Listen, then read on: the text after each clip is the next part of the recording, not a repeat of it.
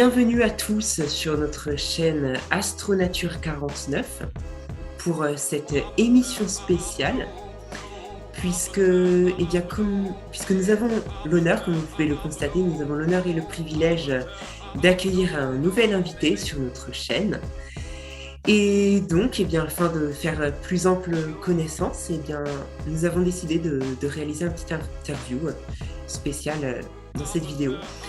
Alors, Robin, tu es astronome amateur et puis passionné d'astrophotographie. Alors du coup, on a quelques petites questions à te poser pour pouvoir faire plus connaissance. Donc, est-ce que tu peux nous dire depuis combien de temps tu t'intéresses à l'astronomie et à l'astrophotographie? Quel a été en fait ton parcours?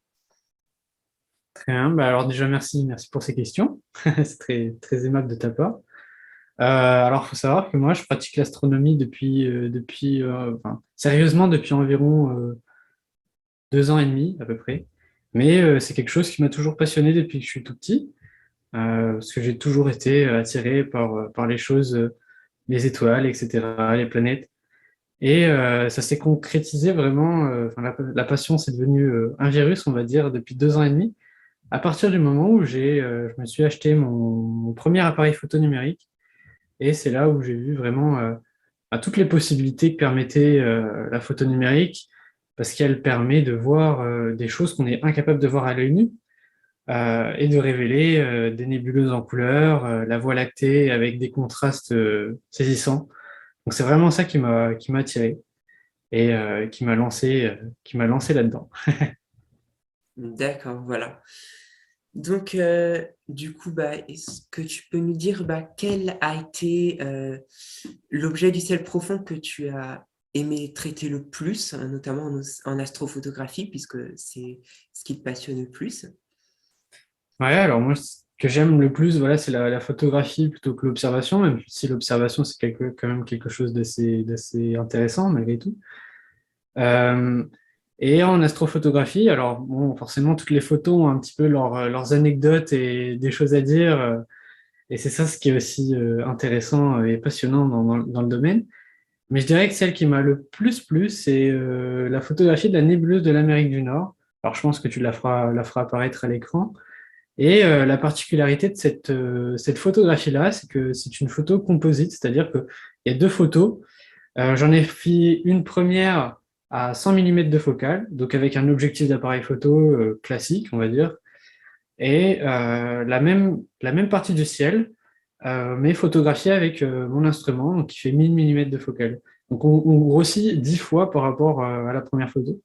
Et c'est vraiment quelque chose que j'ai bien aimé faire, parce que voilà, on voit d'un côté la nébuleuse à grande échelle avec un grand champ, et puis de l'autre, on zoome vraiment dans la partie intéressante, et on voit que peu importe le niveau, l'échelle l'échelle à laquelle on est, en fait, on a un niveau de détail absolument saisissant, et puis que au final, on s'arrête jamais, et que les merveilles, eh bien, elles sont à tous les niveaux.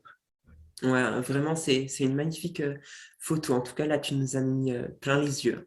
Merci Robin pour cette magnifique photo. Et du coup, pour faire tes réalisations en photo, comment tu t'y prends? Comment tu procèdes? Alors, dans un premier temps, déjà, faut savoir que le but, c'est d'accumuler de la lumière sur son capteur d'appareil photo. Alors, bon, en observation, c'est compliqué puisqu'on ne peut pas faire des pauses longues. Hein, on est limité par notre œil qui analyse l'image de façon très rapide, on va dire. À l'époque, les anciens, ils utilisaient des papiers photo argentiques et puis ils laissaient allumer leur capteur, enfin, ils laissaient ouvert leur obturateur d'appareil photo pendant des dizaines de minutes, voire des heures. Alors maintenant, avec l'arrivée du numérique, c'est complètement différent et ça nous permet de, entre guillemets, avoir des images avec plus de défauts et de les corriger par la suite. La base du traitement astronomique, en tout cas je vais parler pour le ciel profond, c'est qu'on va prendre des séries d'images, globalement tous identiques. La seule chose qui va changer, c'est entre guillemets le bruit numérique, c'est-à-dire tout ce qui est pixels un peu déviants, etc., entre chaque photo. Et en empilant les images les unes à la suite des autres, avec des logiciels très spécifiques, on va être capable d'isoler le signal de la nébuleuse, de tous les pixels qui sont défectueux, de tous les défauts. Et de cette façon-là, on pourra accentuer énormément les contrastes et arriver à des images complètement époustouflantes avec des couleurs et des niveaux de détail qui est absolument impossible à atteindre avec à l'œil nu, quoi. Mm. Ouais, d'accord. Ouais. En tout cas, c'est un travail voilà, qui est sûrement très intéressant à faire.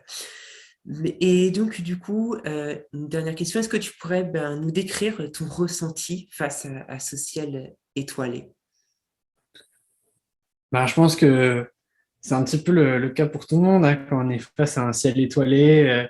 Euh, c'est toujours tout à fait impressionnant de voir à quel point il y a des étoiles partout, des merveilles partout, des nébuleuses et des choses qu'on est incapable d'aller chercher. C'est à la fois si loin et si proche de nous, puisqu'on est capable de les voir. Enfin, je trouve ça absolument fabuleux, quoi. Ouais, c'est vrai, tu as raison. Du coup, merci Robin de t'être prêté à cette petite interview. Ça nous a permis de faire plus ample connaissance. Et en tout cas, nous sommes heureux de pouvoir agrandir une nouvelle fois la chaîne de l'Astronature 49, puisque ça a été le cas déjà avec Pascal. Ça fait déjà presque 3 ans que nous avons pu l'accueillir.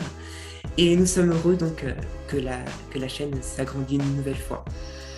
En tout cas, nous avons hâte du coup, Robin, de pouvoir t'accueillir dans nos émissions et de pouvoir ainsi partager tous ensemble pour pouvoir faire ainsi de belles émissions ensemble. Merci en tout cas à tous de nous avoir suivis une nouvelle fois pour cette émission.